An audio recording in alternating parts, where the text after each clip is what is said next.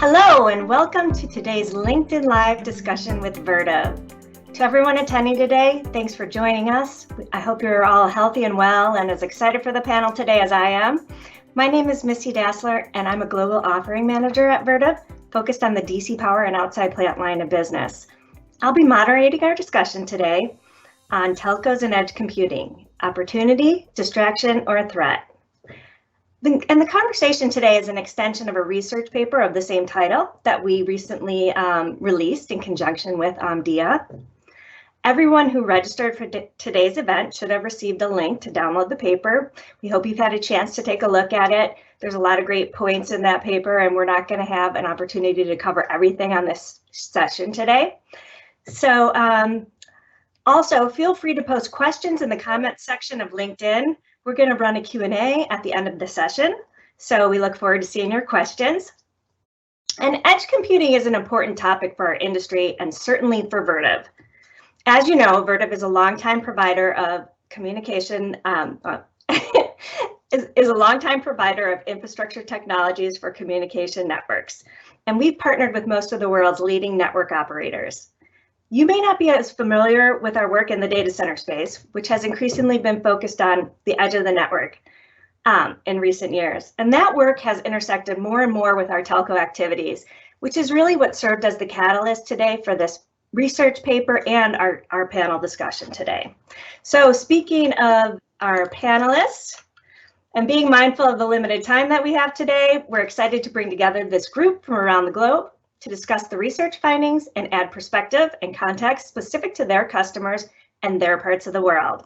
We have with us today Scott Armel out of Columbus, Ohio, speaking for North America, Fernando Garcia, based out of Miami, Florida, representing Latin America, John Abbott out of London, England, bringing perspective from EMEA, or Europe, Middle East, and Africa, and Danny Wong out of Malaysia, representing the Asia region. Welcome, guys. Thank you so much for joining us today. Why don't we just jump right to it? The proliferation of the IT edge has been the dominant trend in the data center space for a few years now, but that conversation is starting to cross over into the telco space. Fernando, why do you think this is happening now? Thanks, Missy. Well, there's a few ways to answer that question.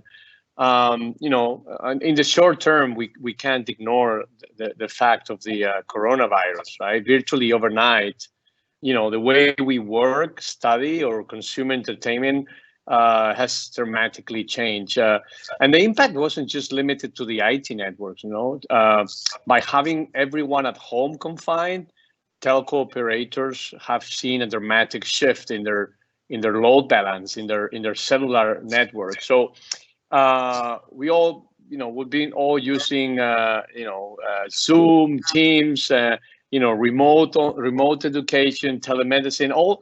All these applications are really delivered through this cellular network. So telco operators are aware of this and understand not only just what is going on right now, the immediate challenges, but some of these things are going to represent a lasting and potentially permanent change in the network profile. There's also the technology side of this. Missy, 5G requires a lot of compute at the edge, at the access of the network, and that overlaps with the IT network, right? So telco operators understand this is a competitive issue. They need to add computing capabilities at the edge, at the access. Applications that use 5G require ultra low latency computing, right? So most of the telco operators do not have that capability right now, and they understand that in order to compete, in order to participate of this opportunity and especially monetize 5G, they need to add this computing capability at the edge. So Fernando, it's about finding. I think if I could jump in, I think you hit on a really interesting point right there, and it's the demand on the network has increased 20% overnight with the way in which we're doing video calls and working and things like that. 5G requires a different level of network intelligence, but I think the main crux here is operators can't just brute force this network build. You can't build a point of presence or a radio for every single need out there. It has to be scaled intelligently, and it has to be scaled in a capital efficient way. And I think you nailed it. We saw the trend in network functions virtualization and virtualization in the core of the telco data centers. That's naturally migrating out to the metro networks and then ultimately into the access space to enable this build and this massive architecture to happen in a way that's somewhat capital efficient. So it's almost like we've let the genie out of the bottle, if you will, with the way in which we're working and the way in which we're all structured on video calls and virtual events. I mean, look at us today. Like, this would have been a live and in-person panel in years past, and here we are on a Teams call discussing this. So I think you really nailed it, and I think this is both a natural progression, but the why now is it's exacerbated by the demands on the network. I would even say it's a surviving necessity for the telco operators. It is. Danny, would you say the same thing is driving the Asia telcos? Thanks, Missy. In fact, when you asked that question, the first thing coming into my mind was that many telco, in fact, in the past 10-15 years, when as they're trying to roll out triple play services, they have some sort of manner actually roll out edge network in the format of a CDN network, content delivery. But of course, the edge perspective of that time versus this time is totally different. That is currently mainly based on the foundations of virtualizations, computing, connectivities alone. So back to your questions, and I actually like what Scott had pitched just now. I think I put it back to a more layman term from the driver perspective. First of all, from the architecture perspective, the edge is an important part of 5G. Because of that only can deliver all the promises of low latencies, quality of service in the format of network slicings, and on top of the 5G user plane and virtualization engine and all those sort of things. So whether there is IT services or without IT services, I think the operator have no choice, the telco have no choice but to roll out edge, whether they build it by themselves or what. So the first phase of build out will definitely be the operator themselves. I think the second driver is mainly add on across what Fernando mentioned just now, which is basically from the commercialization, monetization perspective. Now, I think what is important that we understand from the past is that from 3G to 4G perspective, telcos learn a big lessons. So they are very, very determined at this stage of time to actually try every effort they can have to monetize the 5G networks. And realizing that 5G is not just about human-to-human communication, it extends from human to machine, machine to human, and machine to machine. So this is the first realization. And in order to be playing a more active role in that, this is where the edge is about. This is where the computing, this is where the intelligence, this is where the services can happen, and operator in their domain would hold tight to this space. And I think that this will be where the war will begin. And as a result of that, the last point would be most likely in this perspective that we see that operator building up edge. I think that one of the point would be to defense, because access, nobody is building the access apart from them. Data centers, there are a lot of data centers, everyone has that. And on the edge perspective, this is where they have to put a foot on, stamp it. And this is not only for attacking the market, but also for defensive their turf. Yeah. Excellent point, Danny. Thank you. Monetization is a really important topic.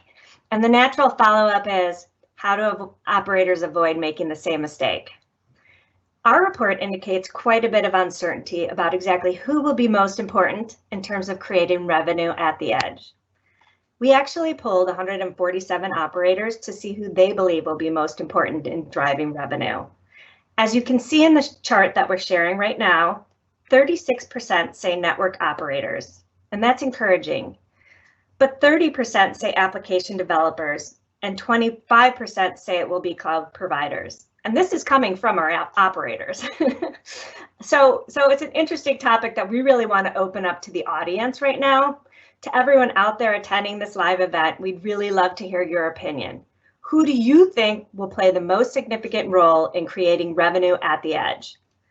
If you could respond in the comments section here on LinkedIn.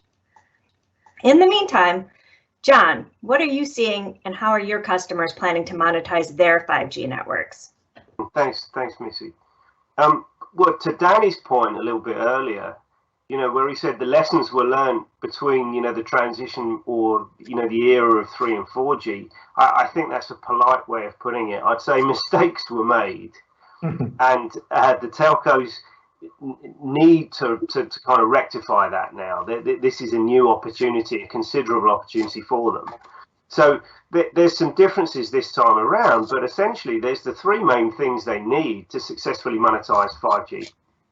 So they need a customer, which they have in the form of their subscriber base, but they also have the potential for a much larger machine-to-machine subscriber base, an added bonus for them.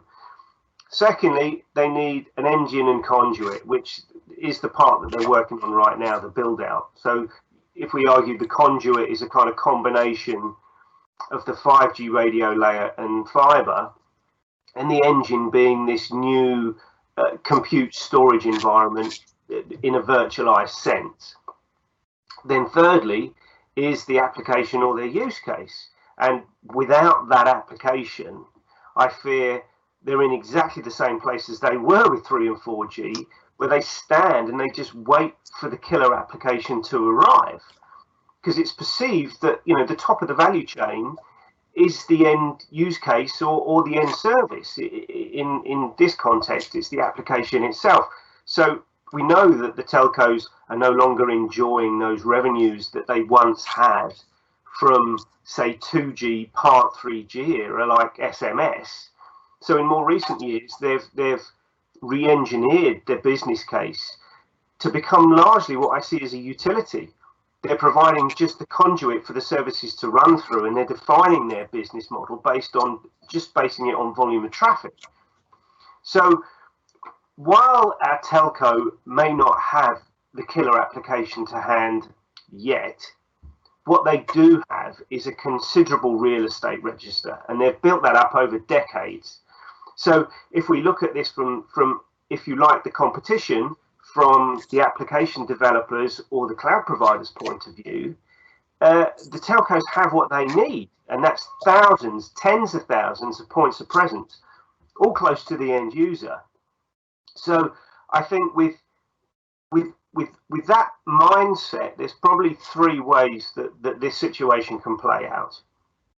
Either, number one, the operator develops their own applications, but I'd say even with their revised, the new engine that they have and the subscriber base, it's unlikely that they can develop and launch multiple applications rapidly, because they know that there'll be a high failure rate as we kind of navigate our way through the edge era as it develops and matures.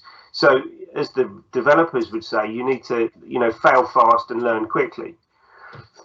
Option two is to adopt a colo model. So they could leverage their real estate and petition it for co-location. So that's either as a kind of a bare metal space for the cloud providers, or maybe platform as a service, or some as a service model for the application developers.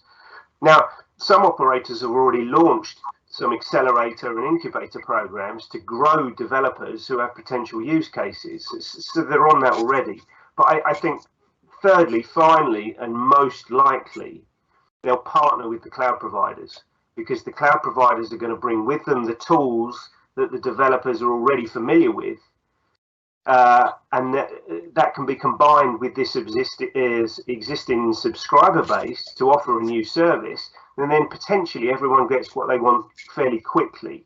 But for EMEA, at least, I would say this is probably going to be the dominant model. Yeah, and John, I would say a very similar thing in the US, at least. It's almost unfair to characterize the operators made mistakes along the way, because to a certain extent, the vastness of the potential 5G applications takes them into literally every industry that's out there. So to expect an operator to be an expert in creating the applications in gaming and telehealth and autonomous vehicles and on-prem cloud solutions is a bit unfair.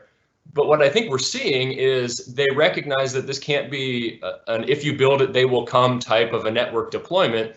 There has to be this symbiotic ecosystem development where the real estate plus the infrastructure plus the application kind of needs to be co-developed or co-nurtured. And that's a lot of what we're seeing in the US is maybe a resistance to building out ahead of the existence of the applications, but rather we see a lot of announcements like Verizon with AWS or Verizon with Walmart or AT&T with Samsung and AT&T with Chicago Rush Hospitals to try to jointly create those applications and those things to both monetize it jointly and together, as well as to kind of pinpoint what the right infrastructure is to go develop rather than just take a guess at it and be wrong. What you are seeing in the US and EMEA is not necessarily the same in emerging countries where the level of specialization is much less. So you see the operators taking more space in doing what you just said, and they can't just partner with anyone because there's no such partner to begin with. So the level of specialization is much less, and the operator is taking a bigger role in that space. Sorry, Danny, go ahead. Oh, no. I find it very difficult to disagree with three of you.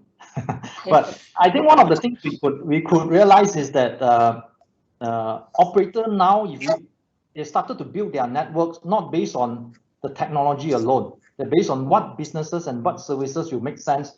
And then I see a lot of them actually building the networks based on the eventual services they want to roll out. So this is very unlike like what John and Scott mentioned just now, not building everything up and then hire a group of product management and create product out of the existing network. So this is a big difference that I see between 4G and 5G and between what the operators are doing very differently. So they practically understand what needs to make sense to them. They start to build it into the end with the end in mind. And the second perspective I think is very interesting is that if we recall many years back, operators never cooperate with anyone, is on their own, offering voice, offering data, and then progressively over the past few years going through 3G, 4G, 4G, and we started to see they have driving a lot more collaborations. You start to see a lot of test lab, they were partnering with Unity, they were partnering with a car company, they were partnering with medical institutions and all those sort of things. And if we look at this trend alone, we can realize that actually operators are start to realize that they do not want to be a WhatsApp, Facebook or something, but rather they want to become an iOS or Android itself. So providing a platform that enable all the services that come along, because they realize that their weaknesses and their limitation is on creating a lot of services they can monetize. And they need a bigger ecosystem to support them to come into the pictures and bundle with their connectivities or even processing at the edge that could help to deliver all these services. I mean, that's my view actually. Excellent. Thanks, Danny. We're drawing toward the end right now, so we'd like to wrap up with some perspective from each region. We know these networks and the edge are evolving differently depending on where you are. And so with that in mind and understanding this is social media after all, Fernando, what's your hottest take about the 5G edge? Well, in Latin America, operators have learned the hard way with the coronavirus. They all been struggling with cash flow. So operational efficiency and CapEx efficiency, they're struggling big time. Once they figure that out, and once the effects of this situation fades out, operators are going to need to double down investment and accelerate the deployment of 5G. But they are going to do that in a very careful in a way that they can make it more efficient. So I see two takes, basically, one on the CapEx side and one on the OpEx side. On the CapEx side, operators are going to be looking at ways to deploy faster and cheaper. And I think that's where prefab solutions come in. We are already seeing actually that in Latin America, where operators are deploying prefabricated, integrated modular solutions distributed around the countries in a much more efficient way. On the OpEx side, though, as we know, 5G can take 2 or 3 times more energy than previous networks. So this is going to be a huge hit on their operational balances. So on their P&L. So what we are seeing is strategies to drive energy efficiency becoming paramount in their operation. And we are working with many of these operators in Latin America with things like, we're doing with Telefonica, which is the energy savings as a service, by which we help alleviate the capex of the retrofits of the existing sites by sharing the benefits of the savings that go along with the energy efficiency. So those are basically the 2 things I would say for Latin America. I think across the board, capital investment is going to be very cautiously invested because we only have indications of what the final use cases will be. We can talk those through and we can talk about collaboration, and I agree with all of that. But I do believe that there's enough potential now that it's driven through the hype stage, and there's enough potential and investment for serious planning and deployment to start. And okay, relatively speaking, nobody knows how long it's going to take for that threshold, enough applications to move it from niche to mainstream. But the owners and operators will need edge sites to be as efficient, as cost effective as possible. So for me, operational efficiency of the site is absolutely key to making the overall business case fly. And the edge sites will consume more energy than any other similar sized site type from legacy, and this is due to the compute density. So energy efficiency and service continuity, because this is a third party, so there's a KPI attached to it, are part of the planning challenge from day one. So I think the infrastructure needs to both solve for that and try and standardize it to make the capex part as fluid as possible. And John, to that point, I think a really interesting dynamic here that we haven't really touched on yet is the merging together of the IT and data center space with the telco space. There's going to be a lot of new players here that are looking to build this out. And maybe a direct contradiction to the last point I made on operators are capital constrained, but multi-tenant data centers, real estate investment trusts, tower companies have a lot of capital on the sidelines that they are looking to deploy, and they may be looking to deploy that very proactively to start to build out the ecosystem, create that platform in which operators will then be either helping to build to suit or helping to kind of scope and shape what that really needs to be. I think ultimately, maybe the ship has sailed on owning those assets in the US for operators. When we went through this massive sell-off of towers and real estate and into a leaseback model, I tend to think that some of the heaviest investment and biggest deployments in the telco edge right now are going to come from the data center space from multi-tenant data center operators. Danny, what are you seeing? What's your hottest 5G take? First of all, I think 5G perspective, operator will continue to build a lot more. Of course, the investment will be more staggered, as I mentioned earlier, based on the services they want to roll out. At this point of time, for most of the operators that roll out 5G, they mainly rely on their premium services sold to consumers. Of course, all of them know that this is not their end game. Along the way, they actually line up a lot of services and applications for the vertical base that tackle different ecosystems, smart cities, and all those jargon that we used to heard before. This is one. The second piece is that on top of what Scott mentioned, actually in Asia, we've spoken to quite a number of investors. To many people's surprise, actually the investment sentiments is still very much strong on the datacom industries, be it the data centers, or maybe not so likely to the access network, but data center or even edge perspective. So there are a lot of hot money out there. Now, it depends how telecom operators internally digest this part of investment, because that meant that either they are outsourcing it or they are actually taking an additional capitalization, especially at this point of time when the interest rate at record lows. This is actually good for operator. I think the third one is that based on the service revenue perspective, actually, honestly, even in Asia, a lot of operators not having their ARPU increase over the past few years. Actually, this is a big challenge. That's why while they are trying to cover that and improve that, compensate that with some digital services and bundling, ultimately they cannot run away from that. The general ARPU is actually going down. So actually, this given them a lot of stress to optimize their network, and in the meantime looking for enablement. And many of them really looking at 5G as a big investment. Of course, we will start to see a lot more launching this year.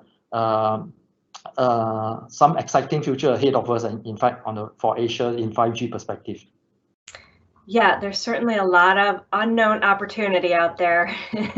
I agree with you. Thanks, Danny.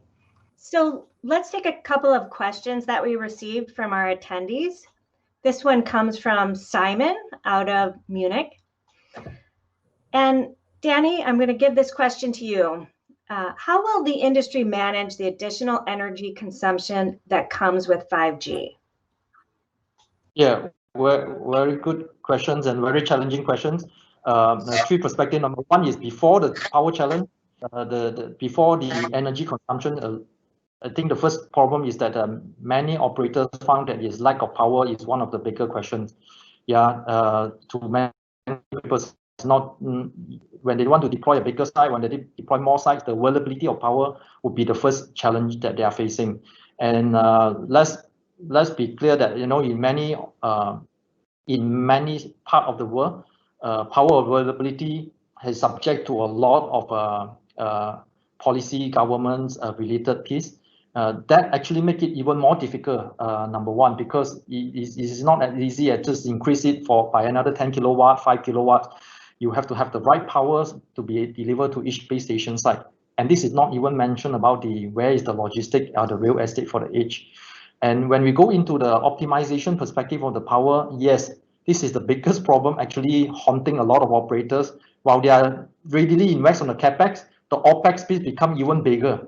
So I feel that we start to see trends that operators are taking a lot more drastic step into improving efficiency on their networks facility. So we might see a more drastic change to the network. For example, they might just shut down one or two network layers, shut down the 4G network or maintain the 3G to 5G.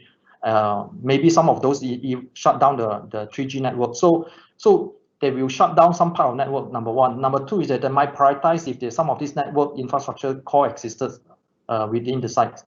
Yeah. And number three, on the big facilities, the core networks, the data center, we start to see that a lot of them actually exploring a lot more different alternative solutions, energy storage solutions, renewable solution. In the past, some of these solutions, when presented to them, most of them will say that, okay, the ROI is not that interesting. But nowadays, they seem to be looking into more of these things because if they want to do it at the bigger way. So we will see that there are more drastic change in terms of planning, deployments, use of technologies, and interest into innovations.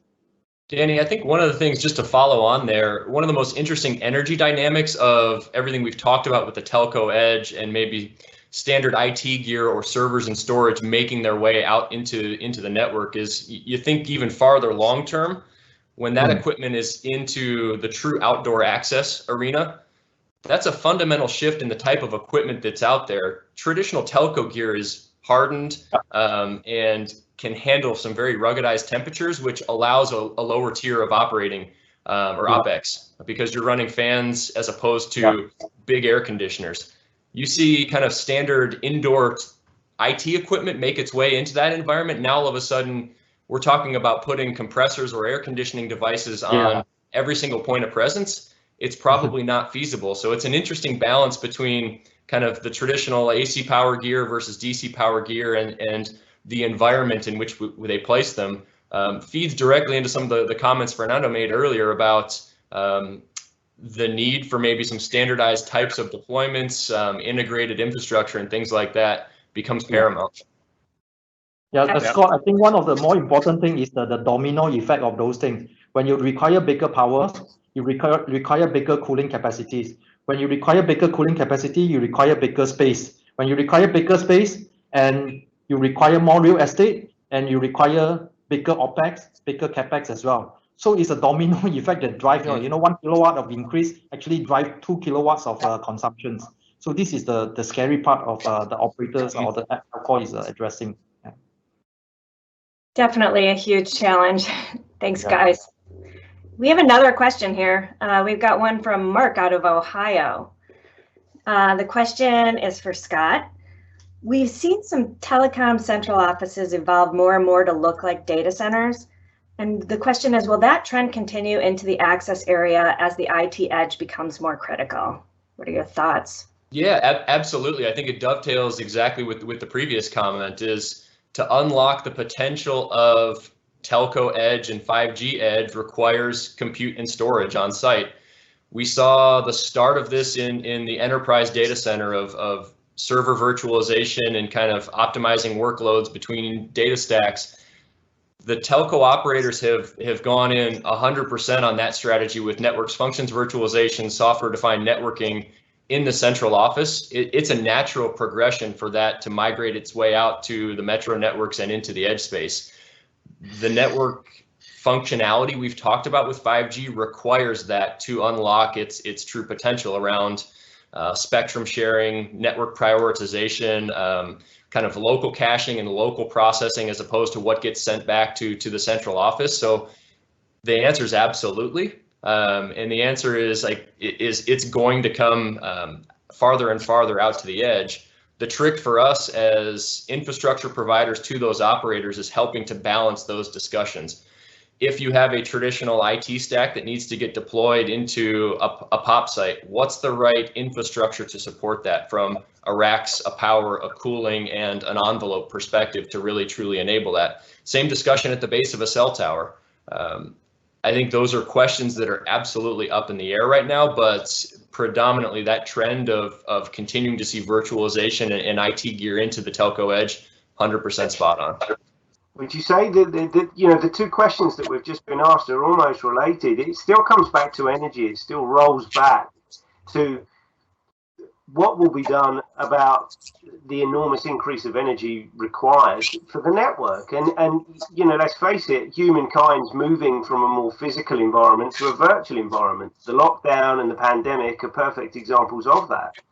And then if you add that, compound the issue with kind of our sensitivity and our awareness of climate change, and you add that into, okay, now the utilities have got to decarbonize. That's making the utility less available, meaning that resilience towards the network for our virtual lives now has to be that much more resilient. I kind of agree with Danny. You can switch off 3G, but it's still only a drop in the bucket. The forecast for consumption is huge. Thanks, guys. Appreciate your time today. Thanks for a great discussion. Super conversation. And thank you to everyone out there who attended today. We always appreciate your feedback. And if you have a moment, please complete the survey that is going to appear on your screen or is there now to let us know how we can continue to refine and improve events like this one. And finally, the full research paper from Vertiv and Omdia, Telcos and Edge Computing, Opportunity, Threat, or Distraction, is available using the link on your screen now, or you can download it at your convenience from vertiv.com. Thank you, everyone. Stay safe. Thank you. Thank you. Thank you. Thank you.